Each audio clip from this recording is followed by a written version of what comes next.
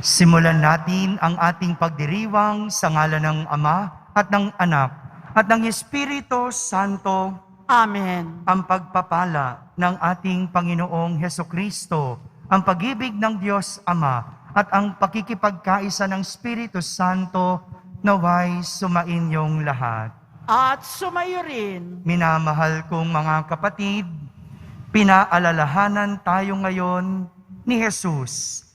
Nahangal ang taong nag-iisip lamang ng pagkamit ng limpak-limpak na kayamanan. Sa mga pagkakataong nasusupil na ang ating mga puso ng pagnanasa sa mga material na pag-aari at nawawala na tayo ng pagpapahalaga sa mga mabubuting bagay.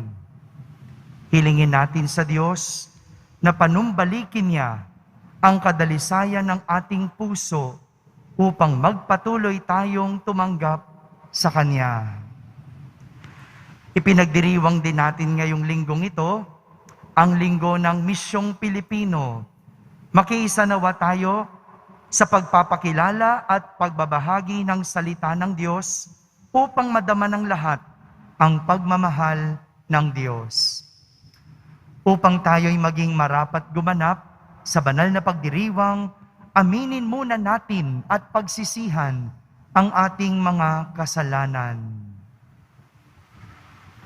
Inaamin ko sa makapangyarihang Diyos At sa inyo, mga kapatid, na lubha ako nagkasala sa isip, sa salita at sa gawa, at sa aking pagkukulang, kaya isinasamo ko sa mahal na Birheng Maria, sa lahat ng mga anghel at mga banal, at sa inyo, mga kapatid, na ako'y ipanalangin sa Panginoong ating Diyos. Kaawan tayo na makapangyarihang Diyos, patawarin tayo sa ating mga kasalanan at patnubayan tayo sa buhay na walang hanggan. Amen. Panginoon, kaawaan mo kami.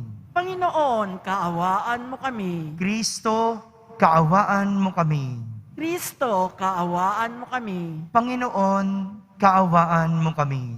Panginoon, kaawaan mo kami.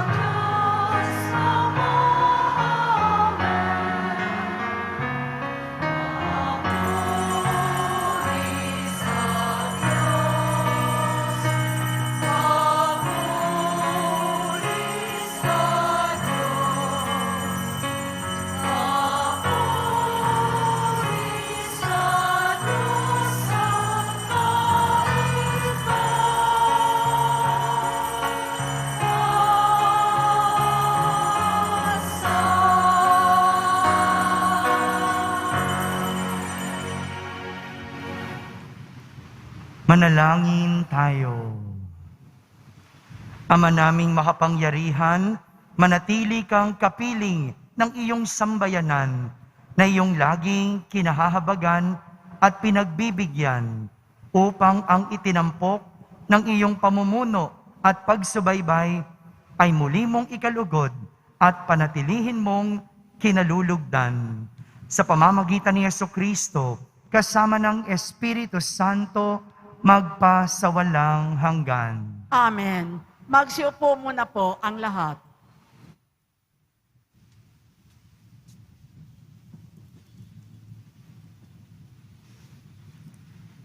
Pagbasa mula sa aklat ng mga ngaral. Walang kabuluhan, walang halaga ang lahat ng bagay, sinabi ng mga ngaral. Lahat ng ginawa ng tao'y pinamuhununan niya ng karunungan, kaalaman at kakayahan. Ngunit pagdating ng araw ay maiiwan lamang sa susunod sa kanya. Ito may walang kabuluhan. Anuman ang gawin ng tao ay nagdudulot ng kabiguan at sakit ng kalooban. Anumang gawin ng tao'y nagdudulot sa kanya ng balisa at hinanakit. Ang may mga gabi pang hindi siya makatulog sa pag-iisip. Ito man ay walang kahulugan. Ang salita ng Diyos. Salamat sa Diyos. Poon aming kang tahanan, noon, ngayon at kailanman. Poon amin kang tahanan, noon, ngayon at kailanman. Yaong taong nilikha mo'y bumabalik sa alabok. Sa lupa ay nagbabalik kapag iyong iniutos. Ang 1,000 mga taon ay parabang isang araw. Sa mata mo, Panginoon, isang kisap mata lamang, isang saglit sa magdamag na ito ay dumaraan. Poon, amin kang tahanan, noon, ngayon at kailanman. Mga tao'y pumapanaw na para mong winawalis, parang damo sa umagang tumubo sa panaginip, parang damong tumutubo na may taglay na bulaklak. Kung gumabi nalalantat, bulaklak ay nalalagas. Poon, amin kang tahanan, noon, ngayon at kailanman. Yamang itong buhay nami maikli lang sa panahon. Itanim sa isip namin upang kami ay dumunong. Hanggang kailan magtitiis na magdusa, Panginoon? Kaming iyong mga lingkod na naghihirap sa ngayon. Poon, amin kang tahanan, noon, ngayon at kailanman. Kung umagay ipadama, yaong wagas mong pag-ibig, at sa buong buhay nami may galak ang aming awit. Panginoon naming Diyos, kami sana'y pagpalain, magtagumpay sana kami sa anumang gawain. Poon, amin kang tahanan, noon, ngayon at kailanman.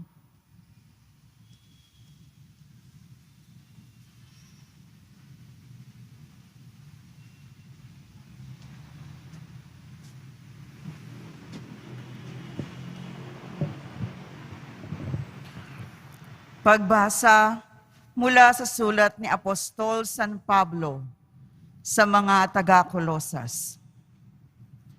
Mga kapatid, binuhay kayong muli kasama ni Kristo. Kaya't ang pagsumikatan nyo ang mga bagay na nasa langit na kinaroroonan ni Kristo na nakaupo sa kanan ng Diyos. Isaisip ninyo ang mga bagay na panlangit, hindi ang mga bagay na panlupa. Sapagkat namatay na kayo, at ang tunay na buhay ninyo'y natatago sa Diyos. Kasama ni Kristo, si Kristo ang tunay na buhay ninyo, at pag siya'y nahayag, mahahayag din kayo kasama niya, at makakahati sa kanyang karangalan. Kaya't dapat mawala sa inyo ang mga pitang makalaman, pangangalunya, kahalayan, mahalay na simbuyo ng damdamin, masasamang nasa, at ang pag-iimbot na sa isang uri ng pagsamba sa Diyos-Diyosan. Huwag kayong magsisinungaling sa isa't isa. Yamang hinubad ninyo ang dating pagkatao, pati ang mga gawa nito, at nagbihis ng bagong pagkatao. Patuloy itong nababago ayon sa larawan ng Diyos na lumikha sa inyo, upang maging ganap ang iyong kaalaman tungkol sa Kanya. Kaya't wala nang pagkakaiba ang Griego at ang Hudyo, ang tuli at ang di-tuli, ang dayuhan at ang mabangis na tao, ang alipin at ang malaya. Kay Kristo, walang pagkakaiba ang lahat, at siya'y sumasalahat. Ang salita ng Diyos. Salamat sa Diyos. Magsitayo na po ang lahat.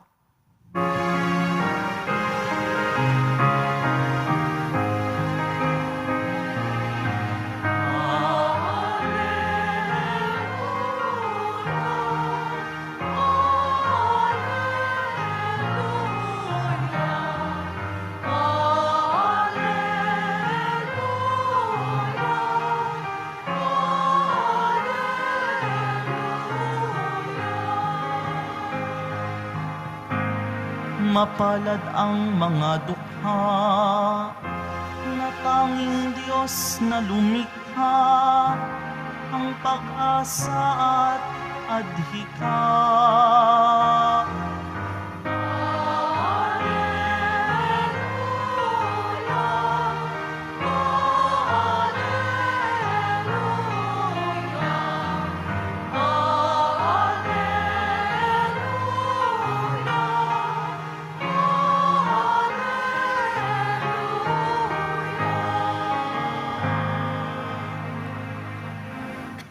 Sumainyo ang Panginoon. At sumayo rin. Ang mabuting balita ng Panginoon ayon kay San Lucas. Papuri sa iyo, Panginoon.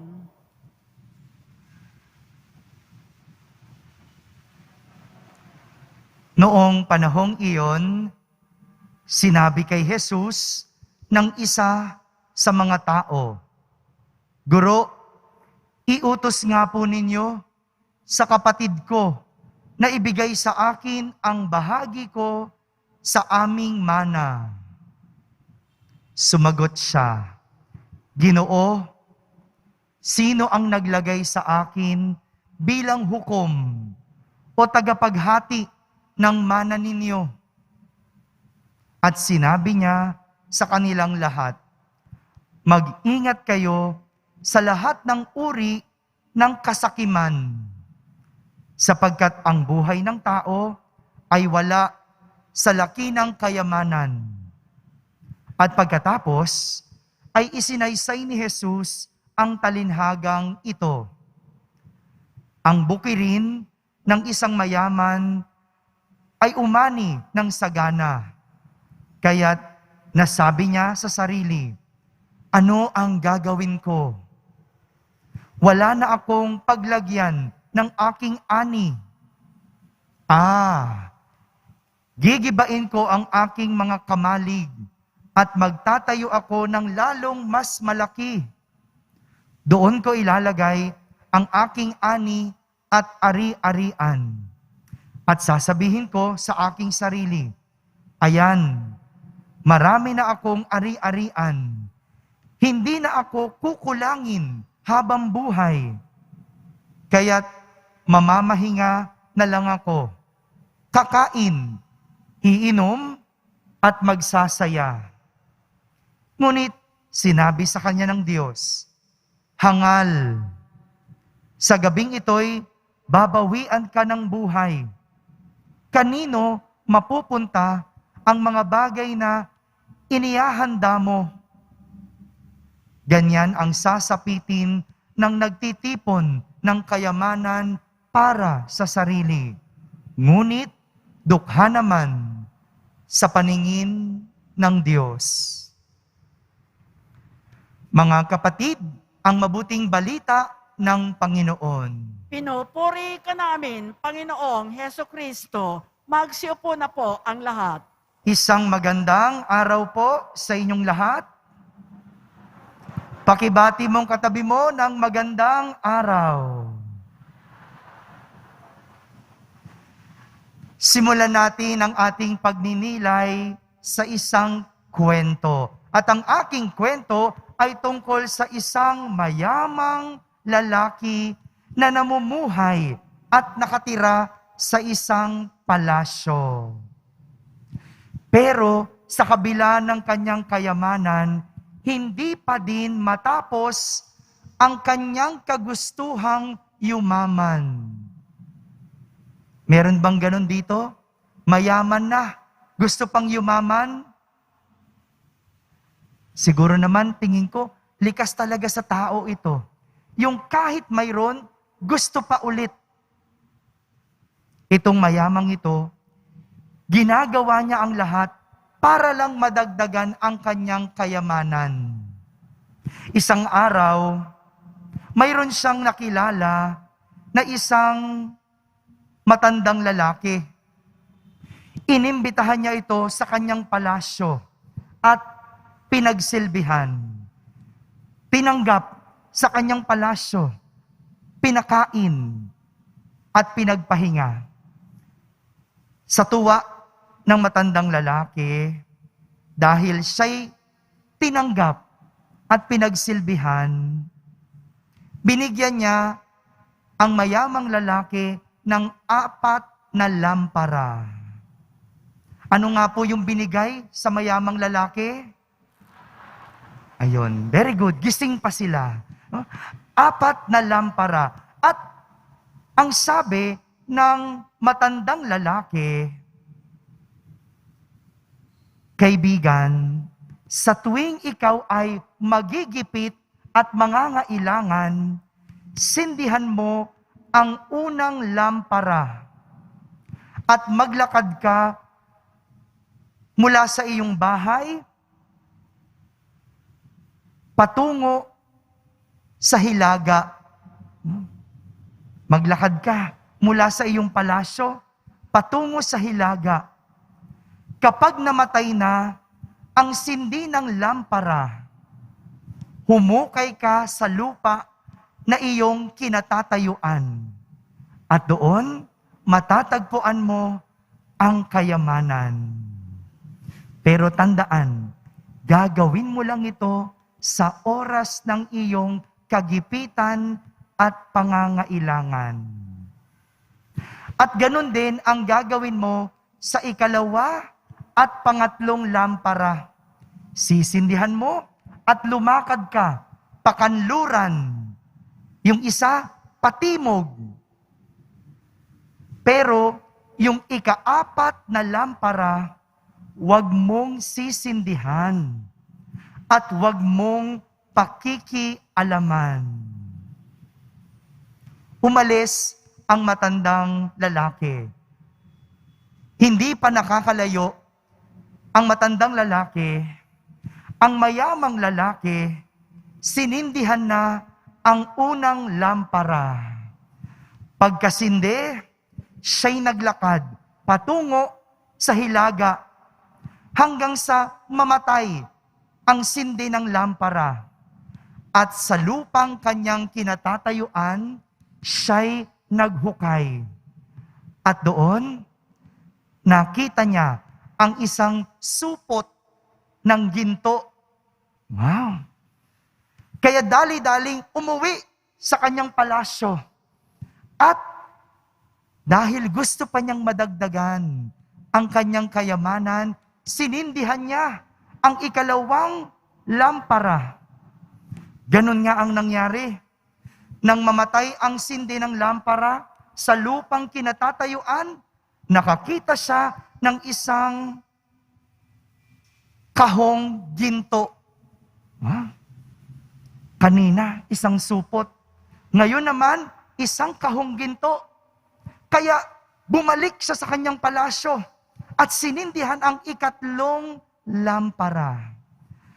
Naglakad, nang mamatay ang sindi, naghukay. At doon, nakahukay ng isang baol na ginto. Nung una, isang supot. Nung pangalawa, isang kahon. Nung pangatlo, isang baol na ginto. Dahil gusto pa niyang yumaman, umuwi at kinuha ang ikaapat na lampara kahit ito ay bawal. Siya'y naglakad patungong silangan, namatay ang sindi at naghukay. Sa kanyang paghuhukay, bigla siyang nahulog. Anong nangyari sa mayamang lalaki? Hello. Natulog? Hindi, yung katabi mo yung tulog. Nahulog ang mayamang lalaki. Mga kapatid, ito po ang nangyayari sa taong sakim. Sabihin nyo nga, sakim. Nahuhulog dahil kahit mali at kahit masama, ginagawa sa ngalan ng pagkamkam. Ito po ang ipinapakita sa atin ng ating mga pagbasa sa araw na ito. At mayroong 3 senyales ng pagiging sakim. 3 lang po, bago ka matulog. 3 lang, mabilis lang ito. Unang senyales ng pagiging sakim, material ang mahalaga. Sa kabila ng kasaganaan na narinig natin doon sa mayamang lalaki sa Ebanghelyo, imbis na isipin kung paano magbahagi, ang nakita ng mayamang hangal ay kung paano itabi ang lahat ng kanyang ani. Ang nakita ng mayamang hangal ay kung paano itabi ang lahat ng kanyang kayamanan. Ang hindi niya nakita ay ang magbahagi. Dahil sa material, siya nakatingin. Ganito ang isang sakim. Sa material, sa makamundong bagay, nakatingin. Hindi lang naman lahat pera, kayamanan o material ang pagiging sakim. Pwede rin itong kasikatan. Pwede rin itong kapangyarihan. Tingnan nyo, ang dami dyan, nagkaroon na ng kapangyarihan, nung matapos, ayaw pa ring tantanan. Sila nang sila. Bakit? Dahil sa kasakiman. Ganon din, meron sikat na nga, pero gusto pang sumikat, kaya kahit mang-apak ng iba, sa ngalan ng kasikatan, gagawin. Bakit?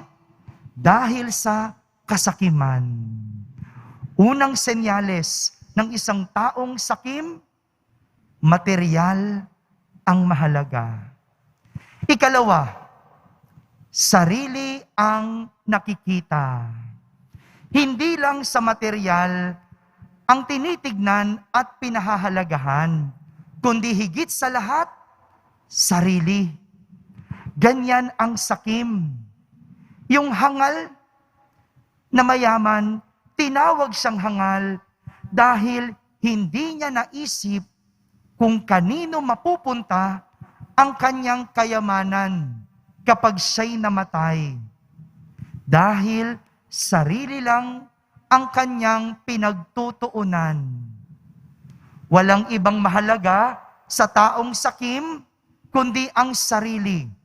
Kaya kahit sagana, sarili pa rin at sarili lang ang nakikita. Pangatlong senyales ng pagiging sakim, madamot sa iba. Ang mayamang hangal, itinabilang lahat ng kanyang ani. Gumawa pa siya ng malalaking kamalig para itabi ang kanyang ani. Lahat ito ay dahil wala siyang balak mamahagi. Ang taong sakim ay madamot sa iba. Mga kapatid, ipinapakita ng ating ebanghelyo na ang lahat ng bagay na ating kinasasakiman at kinakamkam sa huli ng ating buhay ay maiiwan. Gaano man ito karami, pag namatay tayo, hindi natin ito mabibitbit. Ha? Tandaan, gaano man karami ang ating kayamanan sa huli ng ating buhay, hindi natin ito mabibitbit. Father, masama ba ang maging mayaman? Masama ba ang maghangad? Hindi po. Pero ang sinasabi sa atin ng ating unang pagbasa, anumang iyong pinagkakaabalahan, kung hindi ito magdadala sa iyo sa kabutihan, wala itong kabuluhan. Gusto mo ngang tumulong sa bayan. Ika'y tumakbo, pero bunga naman ito ng iyong kasakiman. Wala rin ang iyong magandang hangarin. Gusto mo lang naman yumaman, kaya katrabaho ng trabaho. Pero yumaman ka nga, nakalimutan mo naman ang pamilya mo. Wala rin ang lahat ng iyong pinaghihirapan. Kaya nga, sinasabi sa atin ni San Pablo sa ating ikalawang pagbasa, kung may mga bagay na ating kakamkamin, ito ay walang iba, kundi ang mga gawang mabubuti. Kung meron tayong kakamkamin, ito ay walang iba, kundi ang mga gawang mabubuti. Dahil ito ang magdadala sa atin sa langit. Mga kapatid, tandaan, lahat ng bagay o kayamanan sa mundo ay maiiwan, kaya't walang dahilan para umiral ang kasakiman. Sa halip, gumawa ng kabutihan gamit ang kayamanan para tayo ay madala sa kalangitan. Amen? Amen. Magsitayo po tayong lahat at sabay-sabay nating ipahayag ang ating pananampalataya. Sumasampalataya ako Sa Diyos amang makapangyarihan sa lahat, na may gawa ng langit at lupa, sumasampalataya ako kay Hesukristo, iisang anak ng Diyos, Panginoon nating lahat. Nagkatawan tao siya, lalang ng Espiritu Santo, ipinanganak ni Santa Mariang Birhen, pinagpakasakit ni Poncio Pilato, ipinako sa krus, namatay, inilibing, nanaog sa kinaroroonan ng mga yumao, nang may ikatlong araw na buhay na maguli, umakyat sa langit, naluluklok sa kanan ng Diyos amang makapangyarihan sa lahat. Doon magmumulang paririto at huhukom sa nangabubuhay at nangamatay na tao.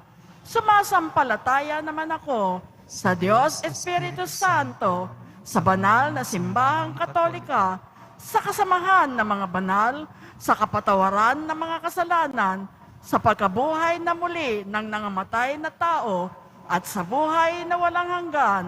Amen. Tanging ikaw lamang, O Diyos, ang makapupuno sa aming kakulangan at pagnanais sa buhay.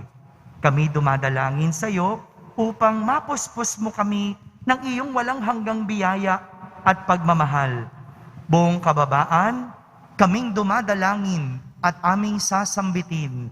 Diyos Ama, dinggin mo ang iyong simbahan. Diyos Ama, dinggin mo ang iyong simbahan. Ama, patuloy ka nawang magpadala ng mga mabubuting manggagawa para sa iyong simbahan na siyang nangangalaga sa iyong mga tupa laban sa kasamaan. kasakiman at iba pang makamundong asal, manalangin tayo. Diyos Ama, dinggin mo ang iyong simbahan. Ama, pukawin mo ang mga puso ng bawat namumuno ng mga bansa upang maiangat ang buhay ng bawat nangangailangan, lalong-lalo na ang mga walang kakayahan at oportunidad na umahon mula sa kanilang kahirapan. Manalangin tayo. Diyos Ama, dinggin mo ang iyong simbahan. Ama, palakasin mo nawa ang loob ng bawat kabataang nagnanais na maglingkod bilang pari, madre, relihiyoso't relihiyosa, katikista at mga laikong leader ng simbahan. Manalangin tayo. Diyos Ama, dinggin mo ang iyong simbahan. Ama, mapagtanto nawa ng mga sakim at ganid sa luho ng mundo ng tunay na kayamanang hindi mananakaw, maglalaho at mapapawi ay matamasa lamang sa iyong kaharian. Manalangin tayo. Diyos Ama, dinggin mo ang iyong simbahan. Ama, salubungin mong may galak ang mga kapatid naming pumanaw, lalong-lalo na yung mga taus-pusong naglingkod at tumulong sa kanilang kapwa sa abot ng kanilang kakayahan. Manalangin tayo. Diyos Ama, dinggin mo ang iyong simbahan.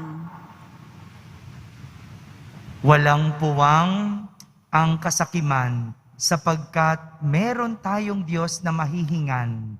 Sa katahimikan, ating ilapit sa Kanya ang ating mga pansariling kahilingan.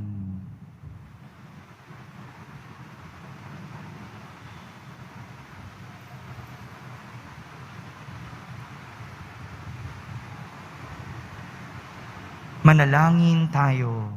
Diyos Ama, dinggin mo ang iyong simbahan. Ama, makita nawa namin ang iyong kaharian bilang natatanging kayamanan na hindi kailanman kukupas. Gawin mo kaming malugod sa pagtanggap sa iyong buhay na walang hanggan. Hinihiling namin ito sa ngalan ni Kristo na aming Panginoon. Amen. Magsiupo ang lahat.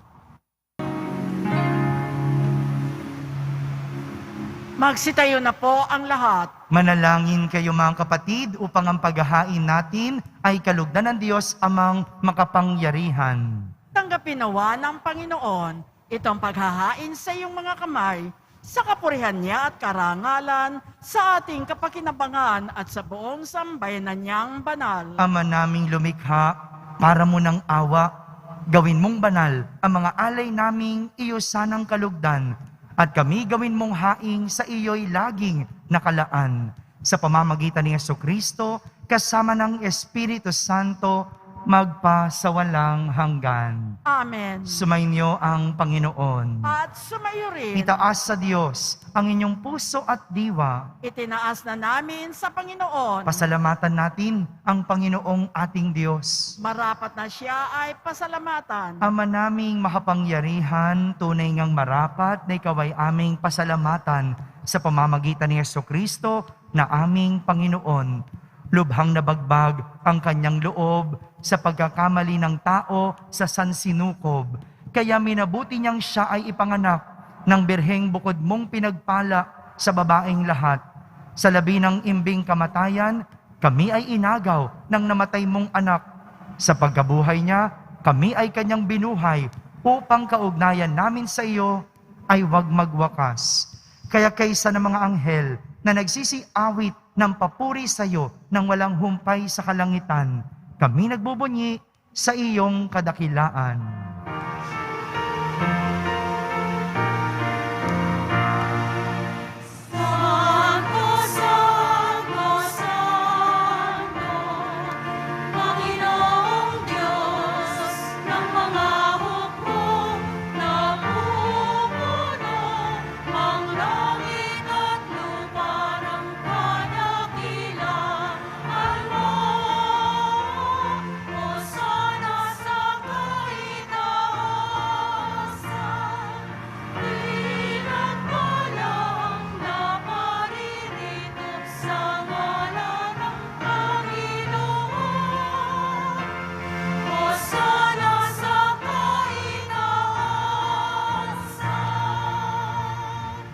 Magsiluhod na po ang lahat.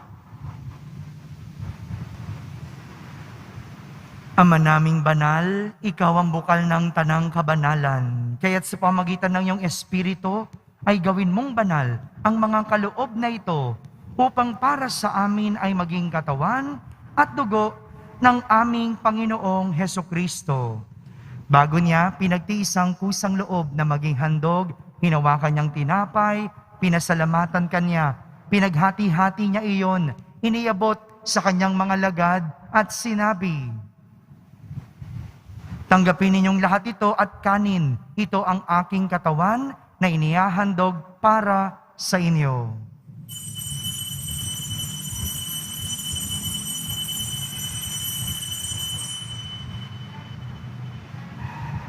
Gayon din naman, nung matapos ang hapunan, hinawakan niyang kalis, muli kanyang pinasalamatan.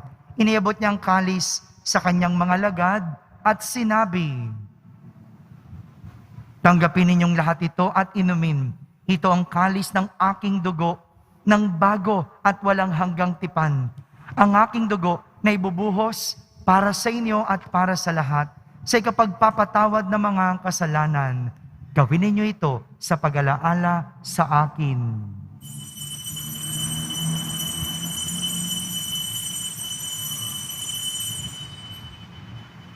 Magsitayo na po ang lahat. Ipagbunyi natin ang misteryo ng pananampalataya. Si Kristo'y namatay, si Kristo'y nabuhay, si Kristo'y babalik sa wakas ng panahon. Ama, ginagawa namin ngayon ang pag-alaala sa pagkamatay at muling pagkabuhay ng iyong anak. Kaya't inaalay namin sa iyo ang tinapay na nagbibigay buhay at ang kalis na nagkakaloob ng kaligtasan. Kami nagpapasalamat dahil kami iyong minarapat na tumayo sa harap mo para maglingkod sa iyo. Isinasamo namin kaming magsasalo-salo sa katawan at dugo ni Kristo ay mabuklod sa pagkakaisa sa pamamagitan ng Espiritu Santo. Ama, lingapin mo ang iyong simbahang laganap sa buong daigdig. Puspusin mo kami sa pag-ibig kaysa ni Francisco na aming Papa, ni Jose na aming Obispo at ng Tanang Kaparian.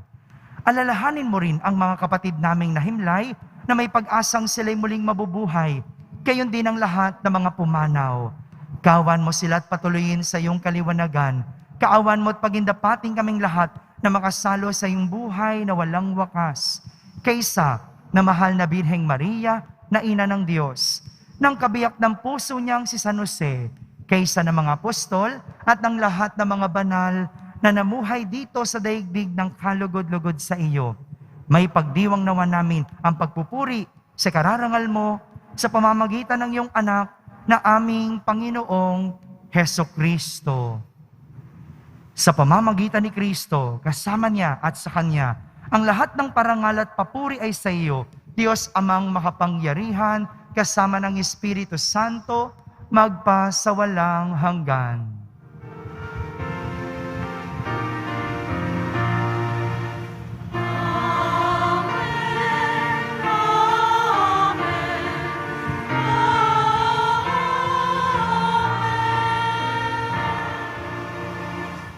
Sa tagubilin ng mga nakahagaling na utos at turo ni Jesus na Panginoon natin at Diyos, ipahayag natin ng lakas loob.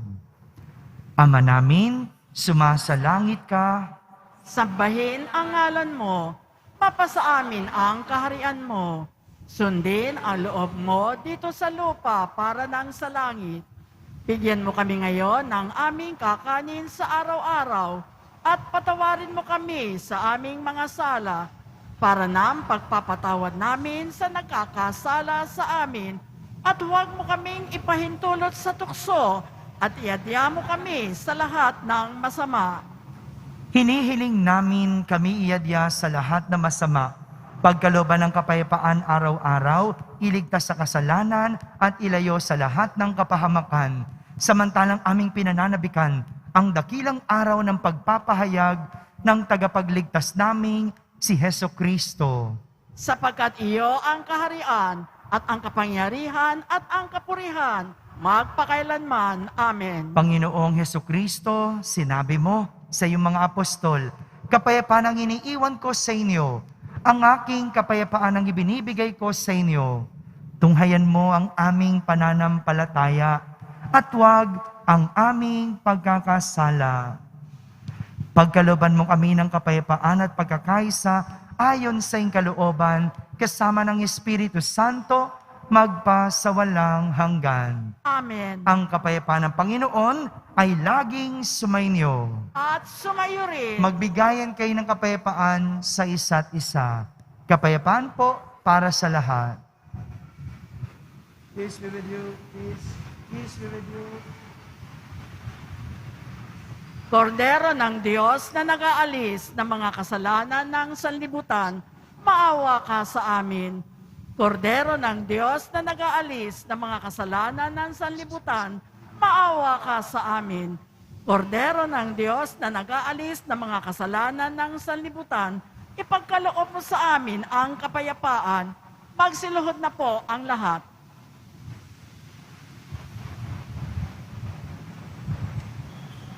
Ito ang kordero ng Diyos. Itong nag-aalis ng mga kasalanan ng sanlibutan. Mapalad ang mga inaaniyahan sa kanyang piging. Panginoon, hindi ako karapat-dapat na magpatuloy sa iyo, ngunit sa isang salita mo lamang ay gagaling na ako.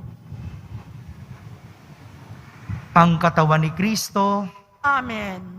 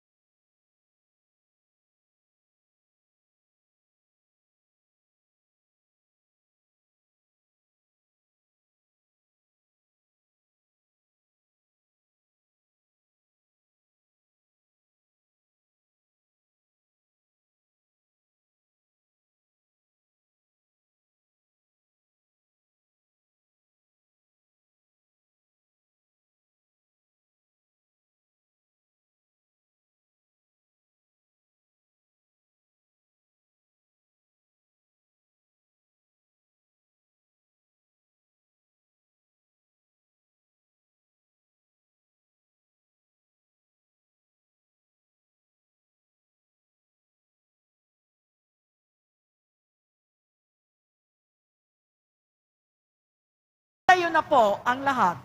manalangin tayo.